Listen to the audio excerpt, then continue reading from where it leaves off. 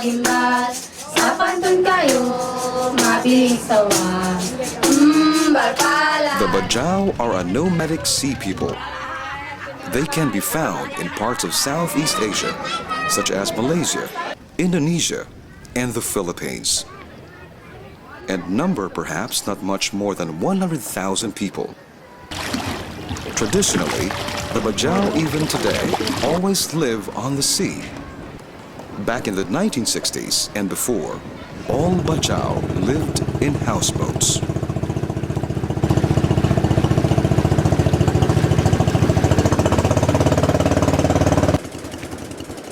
They lived their whole lives on the boat.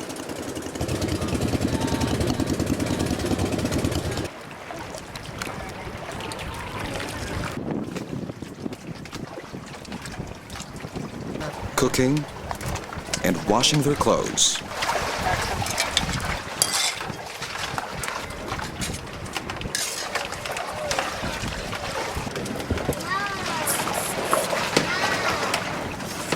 The sea and the boat was the playing ground for the Bajau children.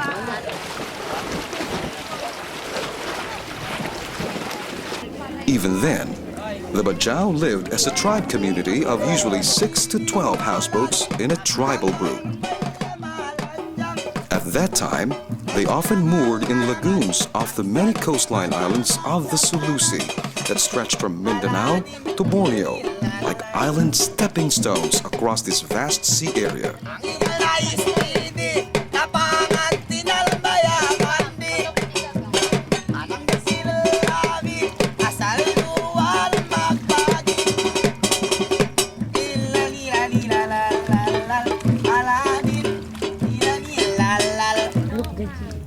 Only to fetch firewood and fresh drinking water, or to bury a loved one in a tribal graveyard island would the Bajau come to the land.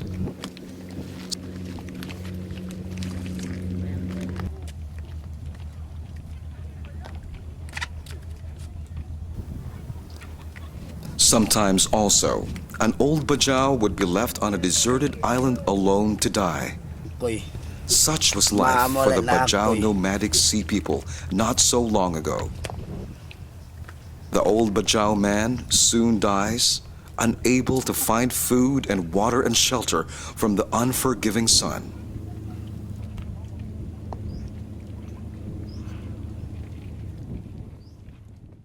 A Bajau man's son comes and places a replica of a Bajau bangka boat upon this man's grave, in the hope that this Bajau man will sail to a better place in the next life. This is still a practice today.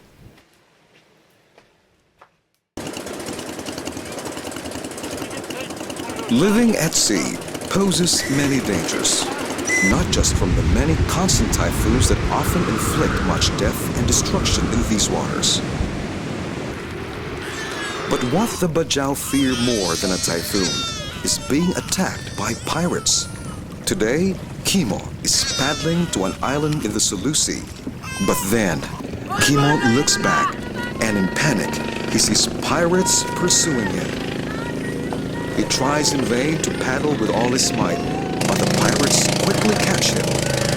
The pirates shout, "Give me your monthly dues to us or die."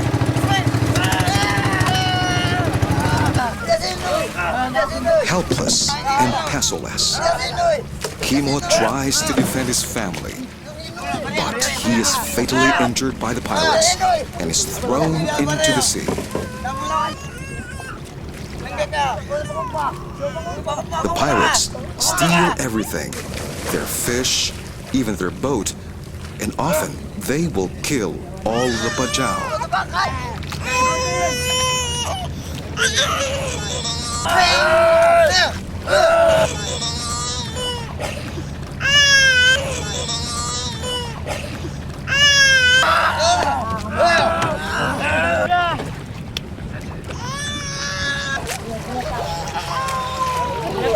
But it is too late for Kimo, Papaya, and their baby to pay the pirates, for baby's cry is no more.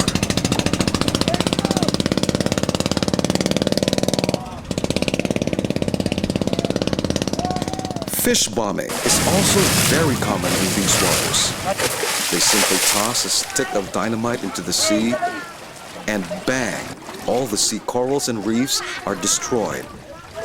And the fish float dead upon the water as the villains happily gather their catch of destruction. Pirate-infested waters of Sulu Sea have driven many Bajau further to shore, and even as far as Cebu in central Philippines or north to Manila. Here in Cebu, the Bajau have long since abandoned their traditional houseboats, and most of them now live in stilted huts in coastal regions of Southeast Asia, like the Philippines, Sabah, Malaysia, and Indonesia. In Cebu, most Bajau men are still trying to fish for a living, but that can be a hit or miss. So hungry, the children go to the market to scavenge and beg for discarded rotten fruits and then sell the leftover to their fellow Bajau villagers. The Bajau are famous for their diving skills. Women and children dive for a peso coin tossed overboard by passengers at the port of Cebu.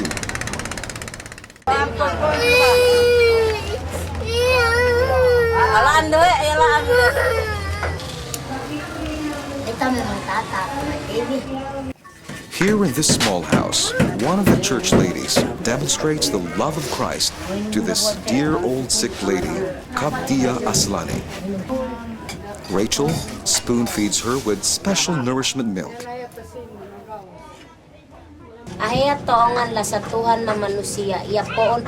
But as we leave and say goodbye to her, she suddenly sits up and reaches out with her weak, bony, weary hands to me and says, "Magsukul, thank you."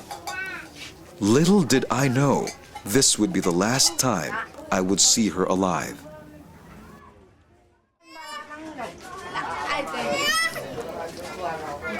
Within a matter of days, this dear elderly lady Kaptia was dead.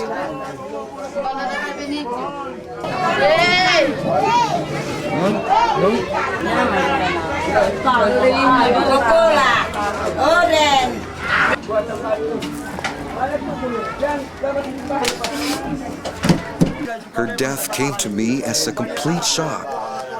I did not know she was dying. Nakalilansahan ni Tuhan.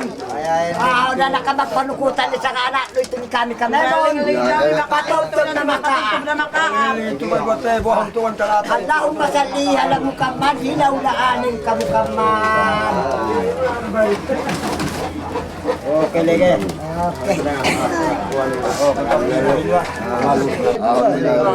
Oh, yan ang kayo.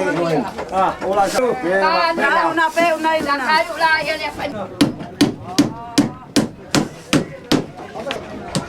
Tukul.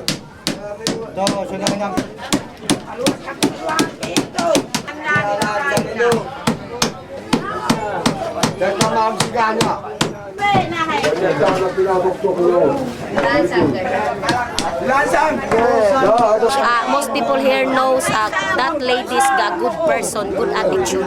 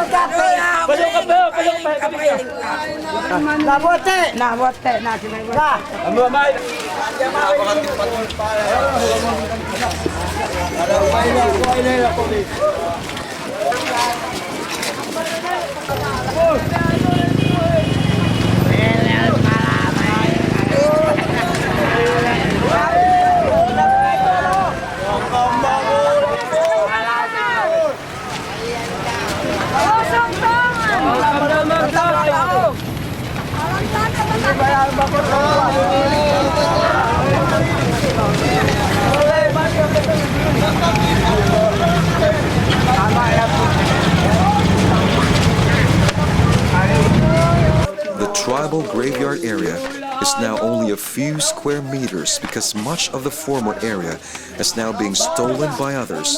This lot is already full. But look at this.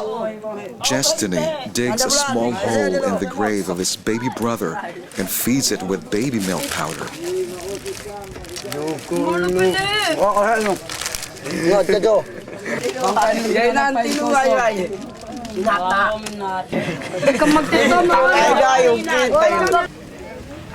And so they begin to dig. Barely 1 foot down, they find the first of many bodies. They try to drag it out. But this dear one does not want to leave its resting place. It takes several strong men to finally haul it out.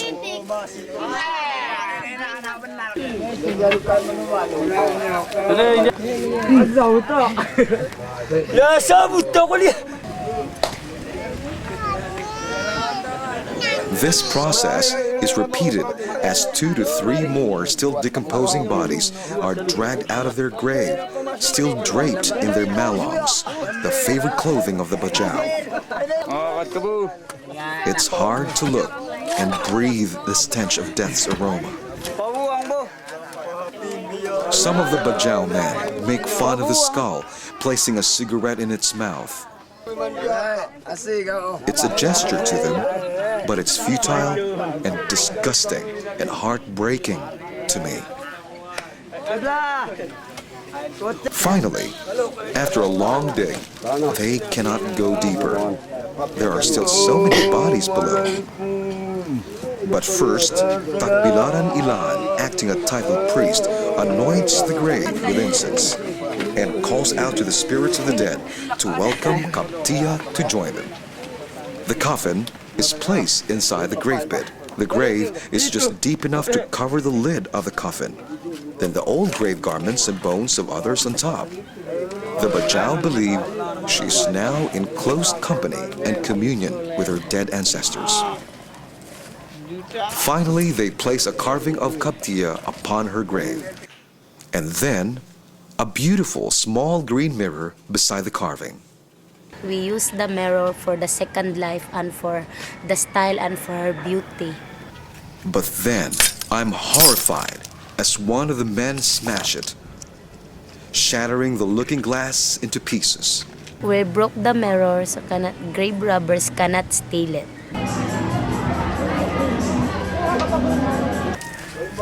Within a few minutes, the grave site is abandoned.